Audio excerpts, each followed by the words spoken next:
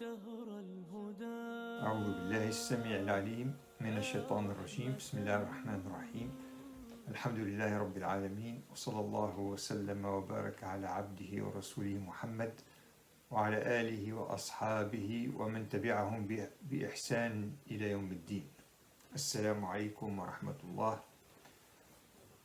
رمضان شهر القرآن، وفي هذا الشهر كان التنزيل. Le mois du Coran, donc nous allons y consacrer cette séance, Inch'Allah Ta'ala. القرآن العظيم كانت له 3 تنزلات. La révélation, le Coran, le noble Coran, est passé par 3 étapes dans sa descente. المرحلة الأولى وهي تنزيله في اللوح المحفوظ. C'est sa descente dans la table parfaitement conservée بطريقة لا نعلمها لا يعلمها إلا الله جل وعلا. La façon, la procédure, la méthode est inconnue pour nous.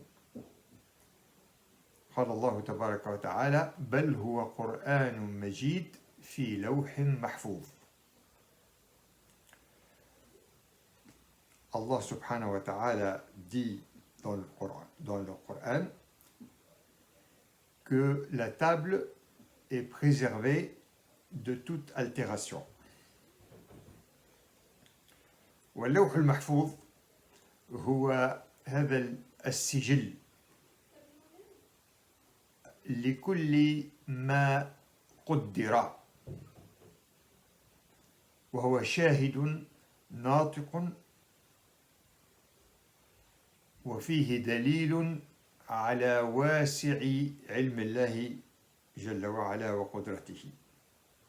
Il s'agit d'un registre donc, dans lequel est consignée toute la connaissance et tout le savoir infini d'Allah subhanahu wa ta'ala. Ce registre est témoin, shahid. لماذا؟ باش هذاك الإيمان باللوح قال لك يحمل الناس على السكون والرضا تحت حكم الله جل وعلا. Cette croyance à la table parfaitement conservée, c'est en vérité un facteur d'apaisement. لأن الله سبحانه وتعالى قال ما أصاب من مصيبة في الأرض ولا في أنفسكم إلا في كتاب من قبل أن نبرأها. Je cite, aucun malheur ne s'abat sur la terre ou sur vos propres personnes qui ne figure déjà dans un livre, avant même que nous le fassions survenir. ثم قال جل وعلا لكي لا تأسوا على ما فاتكم ولا تفرحوا بما آتاكم. Afin que vous ne regrettiez pas ce qui vous a échappé et que vous ne vous réjouissez pas de ce qui vous a été accordé. Wallahu la yuhibbu kulla mukhtalin fakhur. Allah n'aime pas le vaniteux, l'orgueilleux. التنزيل الثاني، المرحلة الثانية، la deuxième étape، كان من اللوح المحفوظ إلى السماء الدنيا. نزل القرآن جملة واحدة. Donc la descente de la table parfaitement conservée vers le premier ciel, le ciel le plus proche. Toujours dans sa globalité. قال سبحانه إنا أنزلناه في ليلة مباركة إنا كنا منذرين. Nous l'avons en vérité révélé en une nuit bénie. هذه هي ليلة القدر, considérée comme la meilleure nuit du mois de Ramadan. Elle se trouve dans les 10 dernières nuits impaires de ce mois. هي في العشر الأواخر وفي الليالي الوتر. والحكمة من هذا التنزيل في هذه الليلة العظيمة هو تعظيم أمر القرآن وتعظيم أمر من نزل عليه ومن أنزل إليهم, بأن تعلم الملائكة مثلا أنه آخر الكتب المنزلة. هذاك علاش حصل هذا التنزيل الثاني, والله أعلم. Parmi les finalités de cette deuxième descente, on peut citer le fait de montrer la valeur et la noblesse de ce livre, ainsi que celle de celui qui va le recevoir et de la communauté qui va le recevoir aussi, pour que par exemple les anges le sachent. هذا نرى هنا معنى ليلة القدر, هذا القدر العظيم, شهر رمضان الذي أنزل فيه القرآن. Nous arrivons maintenant à la troisième étape, المرحلة الثالثة والأخيرة, وهو من السماء الدنيا إلى قلب رسول الله محمد صلى الله عليه وسلم بواسطة الملك جبريل عليه السلام. Donc la dernière étape, c'est la descente graduelle pendant 23 années par l'intermédiaire de l'ange Jibril directement vers le messager Muhammad sallallahu alayhi wa sallam. وكان أول ما نزل كما تعلمون قوله تعالى اقرأ باسم ربك الذي خلق.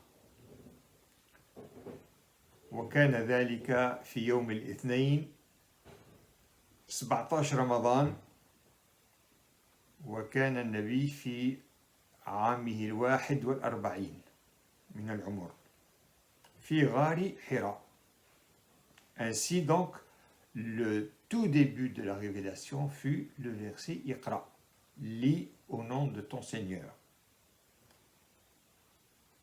qui est descendu donc le lundi 17 Ramadan à l'année, alors que dans la 41e année de l'âge du messager Muhammad sallallahu alayhi wa sallam dans la grotte de Hira.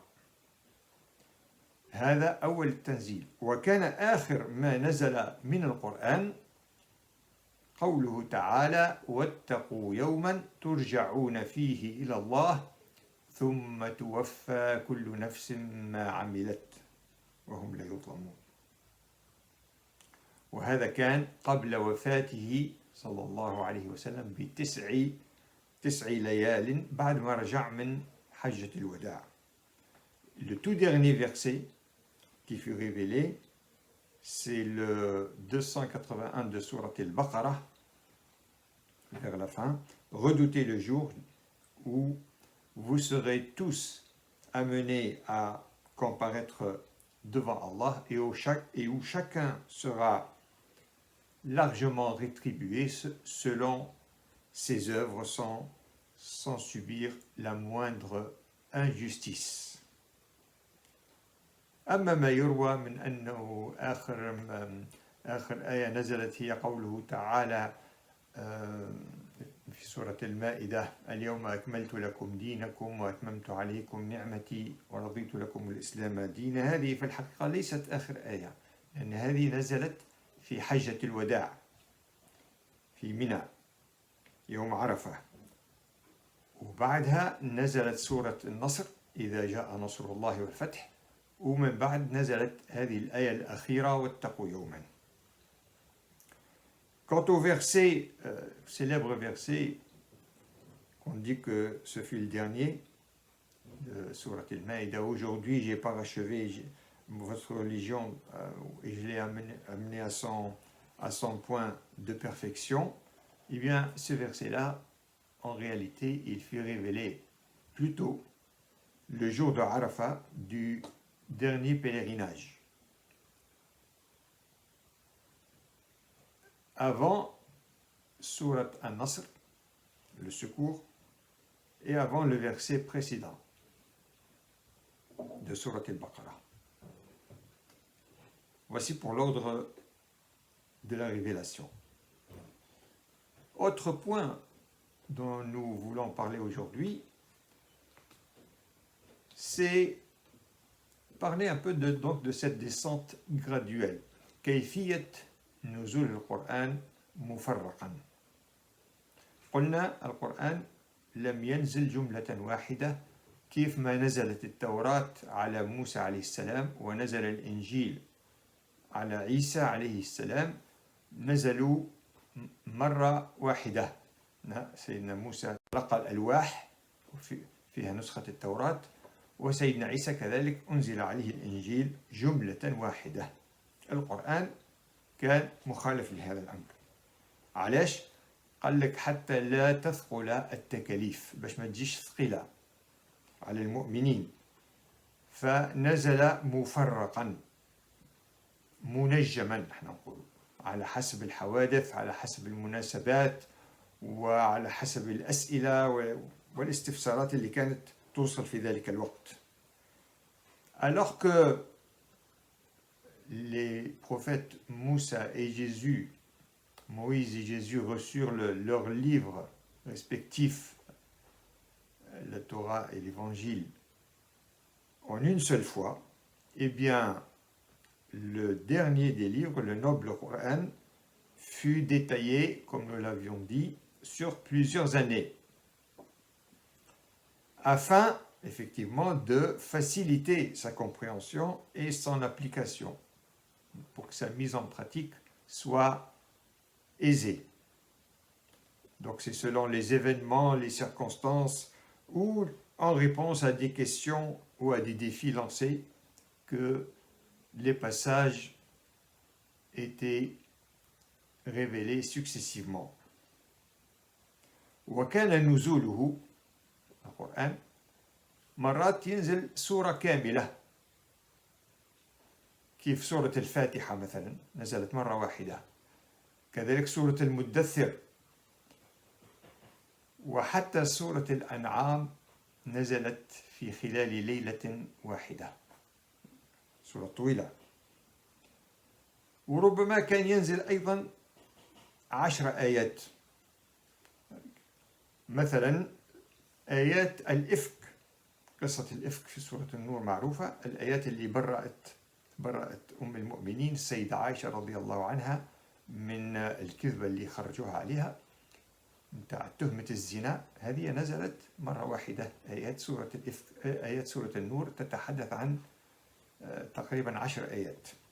وكذلك أول سورة المؤمنين، 10 آيات الأولى في سورة المؤمنين، قد أفلح المؤمنون، نزلت مرة واحدة، ومرة تنزل أكثر من، ومرة أقل، نزل آية واحدة حتى بضع آية. شنو الحكمة من هذا الكل؟ قال لنثبت به فؤادك، يعني لتثبيت قلب النبي صلى الله عليه وسلم وتسليته وتقوية أمره أمام ما يتعرض له من هجوم ومن تشكيك.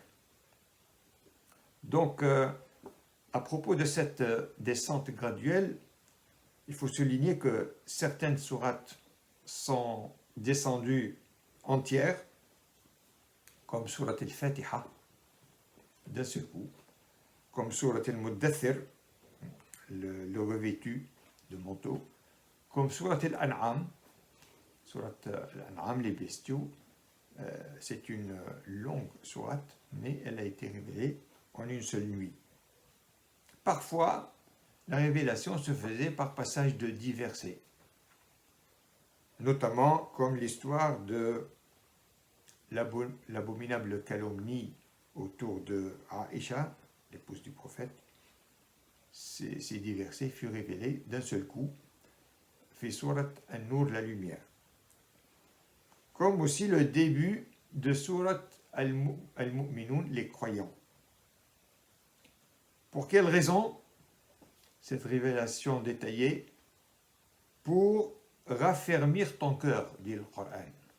C'est-à-dire que le prophète Mohammed sallallahu alayhi wa sallam avait besoin, et Allah le savait, d'être soutenu dans toutes ces épreuves par lesquelles il passait, lui et les croyants.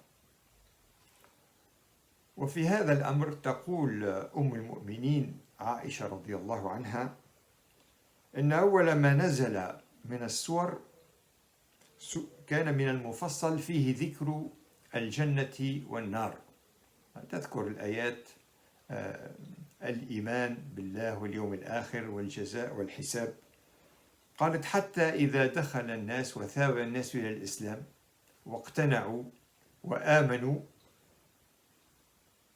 وقتها نزل الحلال والحرام. ولو نزل أول شيء لا تشربوا الخمر لقالوا لا ندع الخمر. لو كان أول مرة من الأول قال لهم نحيوا عليكم الخمر كانوا يقولوا لا. ولو قال لهم اتركوا الزنا مثلا قالوا لا نترك الزنا. فلذلك كانت في حاجة إلى هذا التدرج.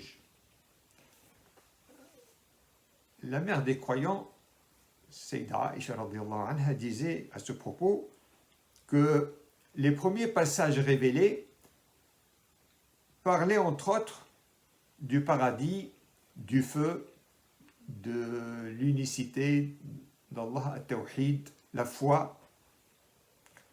Et ainsi, lorsque les gens ont cru, ce fut le tour des versets qui parlaient du licite et de l'illicite, la législation. Et disait-elle, si dès le début, il leur disait « ne buvez pas », eh bien, ils n'auraient pas obéi. Si dès le début, il leur disait « ne commettez pas l'adultère », ils auraient refusé. Voilà donc la finalité, la sagesse de la chose.